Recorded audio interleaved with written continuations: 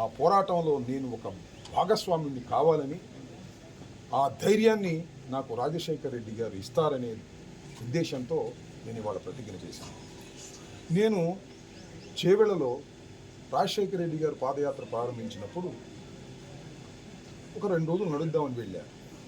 కానీ ఆయన ఇచ్చిన ఉత్సాహం, ఆయన ఇచ్చిన ధైర్యం ఇంపులపై నుంచి ఇచ్చాపురం వరకు నడిపించింది. అలాంటి గొప్ప ధైర్యాన్ని ఇచ్చినటువంటి రాజశేఖర్ రెడ్డి గారు ఇవాళ మా మధ్యన లేకపోయినా, ఆయన ఏ లోకంలో ఉన్నా ఈ పోరాటంలో అవసరమైతే పోలీసు తుపాకీ గుళ్లకు ఎదురొడ్డి నిలబడే ధైర్యాన్ని ఆయన కల్పించాలని కోరుకుంటూ ఇవాళ ఆయన సమాధి సాక్షిగా నేను ప్రతిజ్ఞ చేశాను.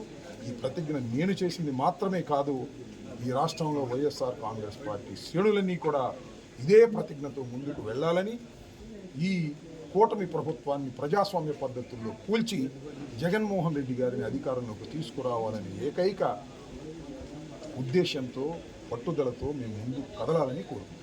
అంటే ఎందుకు ఇప్పుడు మీరు రాష్ట్ర వ్యాప్తంగా ఎన్ని కేసులు పెట్టారు? ఒకే అంశం మీద చాలా కేసులు పెట్టారు. పులివెందుల్లో ఉన్న కేసు మాట్లాడతాను. ఇంకా వేంపల్లిలో ఒక పోలీస్ స్టేషన్లో హాజరవుతాను, తర్వాత పులివెందులో పోలీస్ స్టేషన్లో హాజరవుతాను. వాళ్ళ విచారణ తర్వాత అన్ని విషయాలు మాట్లాడతాను. ఇప్పుడు కన్నా ఇంకా విచారణలో జరిగే అంశాల గురించి కూడా మాట్లాడతాను. అసలు ఇలా కేసులు పెట్టకూడదు. ఒకే అంశం మీద 37వ తారీఖున జరిగినటువంటి నేనేదో తిట్టాను చంద్రబాబు నాయుడు గారిని అనే ఉద్దేశంతో 18 రోజులు కారాగారంలో పెట్టారు. ఓకే, వండర్ఫుల్, పెట్టారు, అనుభవించాం. నేను అనుభవించిన దానికి మరింతగా అనుభవిస్తారు.